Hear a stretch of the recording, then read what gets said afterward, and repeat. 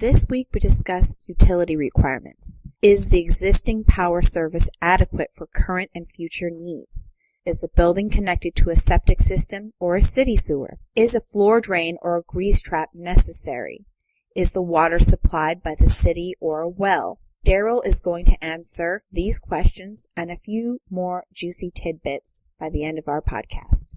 Okay, great. So this week we're going to talk about utility requirements for your building when you are building your manufacturing facility for ice cream or non-dairy product. You say in your blog post that some of the things that you need to look for are existing power service, septic system versus city sewer system, etc. So do you kind of want to walk us through what some of the utility requirements are for a manufacturing facility? Also, let us know at what point in the process do you need to actually look at the utility requirements? So one of the things that when you're looking for a building from a manufacturing facility, chances are if you find a facility that was maybe a bakery or a food facility or something, the chances are the utility infrastructure is going to be there. When many times I'll get a call and say, I found this great location, and then I'll say, okay, check out power is first and foremost. Understand the water source, if it's public utility or if it's a well. Find out about the sewer, if it's on a septic or connected to a city sewer. And so from that will come a discussion about, no, Darryl, it's, the power is 100 amps and, the water is well water or something like that. So what will happen is the discussion will talk about what it's going to take to upgrade your system, your facility, to allow you to manufacture. In the case of the power, the utility company is going to be required, you submit an application to the power company. And so let's go with the typical scenario that a building is single phase and it's 100 amps, which is typically like a home, a regular home. What's going to happen is we want three-phase and we won't get into electricity too much, but we want three-phase instead of single-phase as much as possible because the utility bills will be less. So if you have your ice cream machine, your filler, conveyors, mixers, blenders, whatever, a lot of the larger equipment will run on three-phase 208 volt. So what's going to happen is we need to upgrade that 100 amp service single phase to, it could be 150 amp, it could be 200 amp three-phase power. And that process could cost the individual $10,000. I've seen more, but let's say $10,000. It could take an additional 6 to 8 weeks, maybe longer, depending on the utility company, because what they need to do is they need to address the transformer outside, wires need to be run to the new panel, and on the inside, your electrician needs to have a bigger panel. So it can be expensive and it can be time consuming. So that's why one of the first things I ask about is electric. And chances are, most people walk away and find another building that may have three-phase power. So with that said, regarding water, most buildings that are being looked at now are on city water, so that's good. I always recommend putting on a filtration system, not necessarily to safeguard for washing your hands or cleaning, but it's more for if you're going to make a product that's water-based, you do not want to get those off flavors, tastes from the rusted pipes or from the city itself. So I recommend filtration for the water. And for the sewer, I would prefer to see people off of a septic. It could be a deal breaker if it's on a septic, and they should be tied to the city sewer system. Now, if there's no floor drain in the building, that's something that can be dealt with for a few $1,000s. So that's not that big a deal. And most places, unless they were a food facility originally, are not going to have a floor drain. It's something that the health department's going to require, though. So what the three items of interest are the electric, the water, and the sewer. And knowing what you're getting into before you you sign the lease could save you a lot of time and definitely save you a lot of money. So you said electric, water, and sewer are the 3 items that you're looking at. Can you kind of walk us through, first of all, electric? So what do we need to have in place for electric on the inside and the outside? Okay, so on the electric, what's going to happen is for an upgrade, or even if you have 3-phase coming into the building and there's 100 amps and you need 200 amps, then what's going to happen is you hire an electrician. They're going to put in all of the plugs in the rooms to run the conduit. They're going to pull the permit. They're going to have an inspector come out. They're going to bring all the piping back, the conduit back to an electric panel with new breakers. And before they connect to the city power, it's going to be inspected by the electrical inspector from the city. They're going to say, this looks good, and then you will get power to it from the city, from the outside by the meter. If it's an upgrade, then the panel and all of the infrastructure already need to be in. The public utility will not come out and just simply upgrade your power. And their responsibility is outside of the building.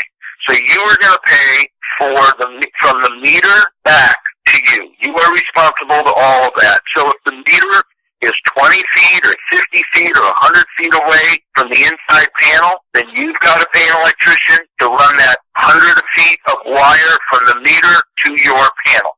So it's a very good point that you're bringing up, that all the infrastructure on the inside, equipment does not have to be hooked up, but all of the plugs, receptacles, conduit, all of these things need to be in place with the panel for the electric before the power from the power company is upgraded. With water, one of the common problems in older buildings are the pipes. So in some cases, the pipes have been, the old iron pipes, and we've switched them to copper. Maybe not all the line, but some of the lines that are diverted. In one situation, there was some water pipes coming into the building, and we needed water to make sorbets. So what we did is we split off the line with new copper, put it to a filtration system to get rid of odor, taste, particulates, and then it was dumping into the tank to make the sorbet.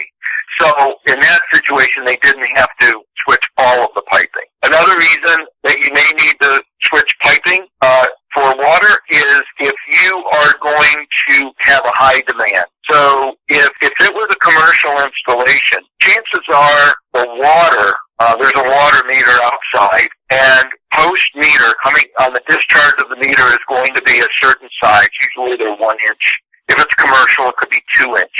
So if it was an inch or maybe 3/4 inch, and you need high demand, then you may have to change that meter out in order to get more flow through. So you cannot expect high demand, and water's rated at gallons per minute. So let's just say that a normal house is maybe 12 to 15 gallons a minute, and you require 20 to 25 gallons a minute. Then right there we know that we need to address with the water company the meter, see what the potential is for increasing, and then we have to change some of the pipes inside the building. So that's some items that you may have to look at for city water. And when I say demand, I mean we need to fill 100 or 200 gallons of water in this tank. Well, you don't want to be sitting around, for, I didn't do the math, but a half hour, 40 minutes, wait for this tank to fill up. You'd like to fill it up in maybe 10 or 15 minutes. So that would be an example. Some of your equipment, if it's water cooled, requires a certain flow to keep it cool. It's not air cooled, it's water cooled. So you look at the demand of what your equipment requires, and also from a convenience perspective, you look at what kind of tanks you're going to be filling up. Now, if you're just strictly making ice cream and you're not going to be making sorbet, Italian ice or something, then it's not as important. But you may still want to deal with some minor filtration from the city, because usually, the city pipes are going to be old, and typically the interior pipes are going to be old. So that's it on the water. Regarding the drainage, a lot of times and again, they're going away. It depends on how remote the property is. But most buildings, commercial buildings, are hooked up to a city sewer. The challenges there are going to be, depending on the county, they're going to want to know what you're pouring down that drain. In the case of making ice cream, you need to be very careful about the amount of ice cream reported going down, or dairy or milk or any dairy-based product going down that drain. They allow a certain amount of product, but it puts a high stress on the sewer system. And in many cases, I've said it's better to collect your leftover, ice cream from manufacturing or your milk product or whatever, keep it in a drum and call a pig farmer and they'll pick it up for free and they'll give it to their livestock. But it is going to be asked what you're putting down the drain. It is a big deal because of algae bloom. And so the inspector is going to make really pay close attention on if what you're putting down the drain could have a potential of contributing to the algae bloom. So, and with septic, I've really not seen a septic system that's gonna take water. Because when you're dumping some of this water, you could have a couple hundred gallons. The other thing I do want to make a comment on sewer and water. On the sewer, people know that the sewer is in direct relation. The sewer bill is in direct relation to the water. So when you're looking at water, your water bill, you get charged for a certain amount of sewer. If some of your product line is water-based, and let's just say that 10% of your monthly usage went into product, then you can call the water company and tell them that, and you need to prove it, you can do that with your production reports, but that a certain amount of product did not go down the drain. And they will not charge you the same rate on sewer, because you don't need to pay for sewer if it's going into a product.